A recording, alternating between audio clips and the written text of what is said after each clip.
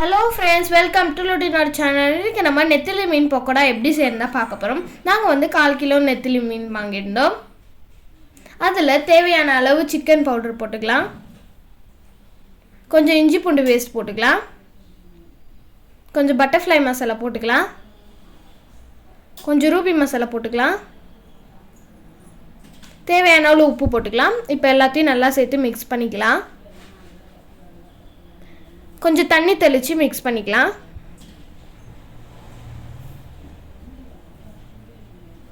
அது ஊறட்டும். இப்போ நம்ம அடுப்பை பற்ற வச்சு அது மேலே ஒரு கடாயை வச்சு அதில் கொஞ்சம் எண்ணெய் ஊற்றிக்கலாம். எண்ணெய் காஞ்சோடனே நம்ம மிக்ஸ் பண்ணி வச்சுருக்க நெத்திலி மீனை எடுத்து பொரிச்சிக்கலாம்.